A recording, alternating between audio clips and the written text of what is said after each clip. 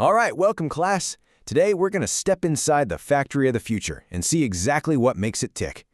We're going to explore how two worlds that, used to operate completely separately, the factory floor and the data center, are now coming together to create manufacturing systems that can pretty much think for themselves.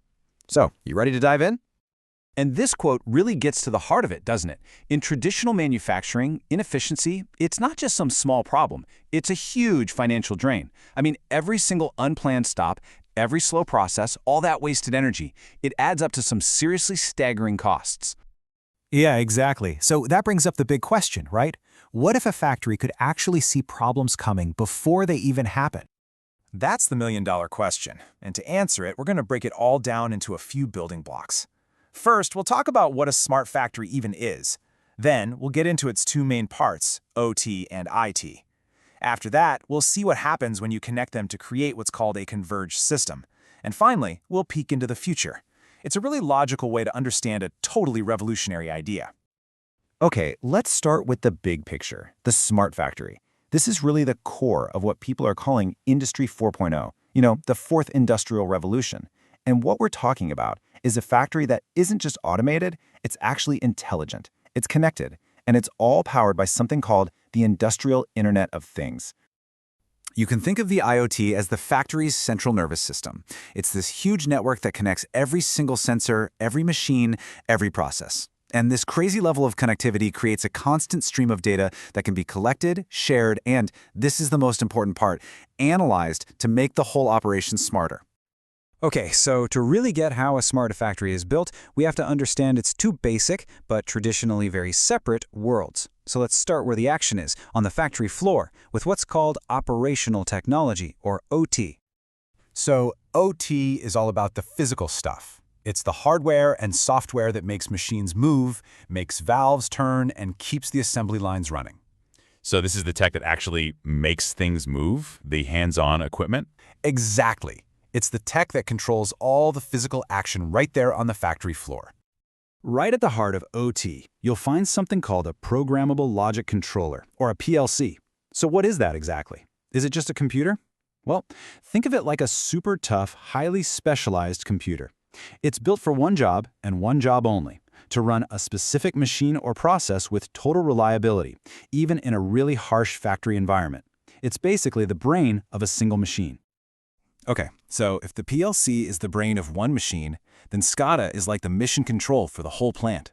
It's a system that pulls in data from all those PLCs and other sensors and puts it all on a live, visual dashboard for the human operators. It's their window into everything that's happening in the OT world.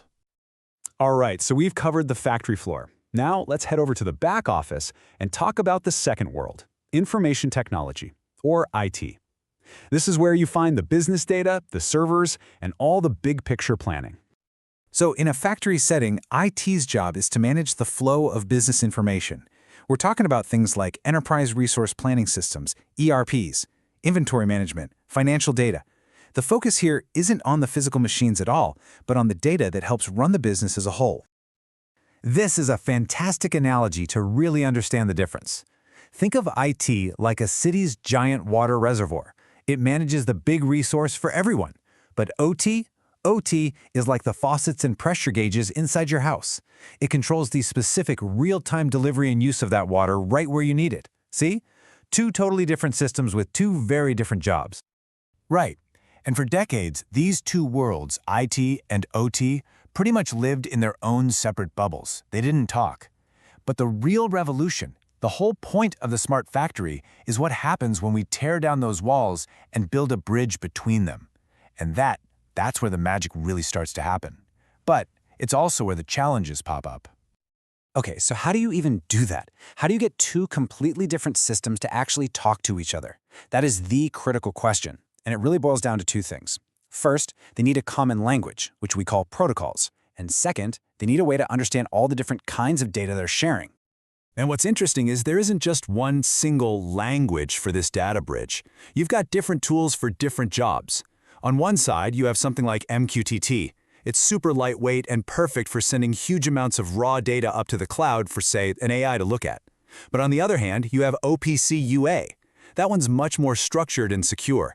built for direct machine-to-machine chatter right there on the factory floor. It's all about using the right language for the right conversation. And it's not just the languages that are different. The data itself comes in different flavors. You've got structured data, which is nice and neat. Think of sensor readings in a spreadsheet. Super easy for a computer to analyze.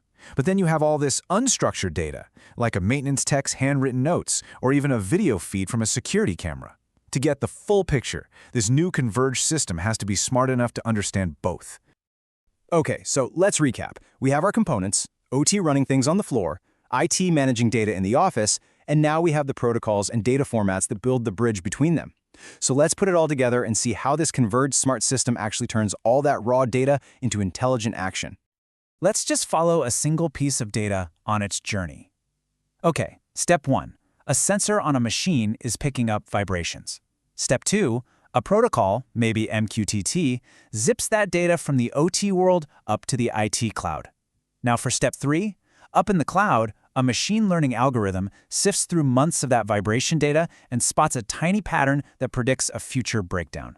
Step 4, that insight gets sent right down to the operator's SCADA dashboard. And finally, step 5, a maintenance order is automatically scheduled to fix the part before it even has a chance to fail. That, right there, is data in action. And the crucial thing to remember is that this isn't just some cool tech experiment. The payoff here is absolutely enormous.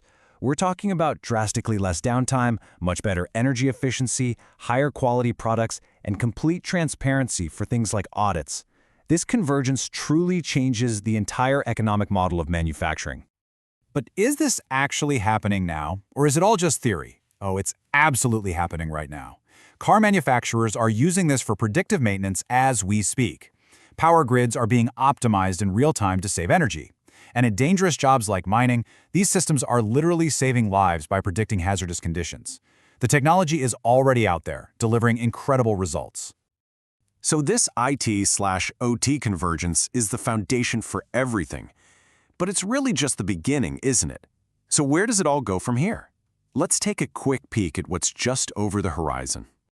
Yeah, there are some amazing advancements coming. First, Edge AI. That means processing the data right on the machine itself for almost instant decisions. Then you've got digital twins, perfect virtual copies of entire factories where you can test and optimize new ideas in a simulated world with zero risk. And all of this is leading us toward the ultimate goal, truly autonomous operations from start to finish. And you know, all of this brings us to a really big, thought-provoking question. As these factories become more and more intelligent, more autonomous, what's the new role for people? The future probably isn't about replacing humans, but about elevating their roles, moving them from manual operators to strategic thinkers, data scientists, and innovators. It's a pretty fascinating shift to think about, isn't it? Wow, we have covered a lot today. We've gone from the factory floor all the way up to the cloud and seen how this powerful convergence of IT and OT is really building the future. And as we've seen, that future is going to be defined by AI. So to keep learning about how artificial intelligence is changing pretty much everything, make sure you subscribe to the channel. Thanks for joining the class.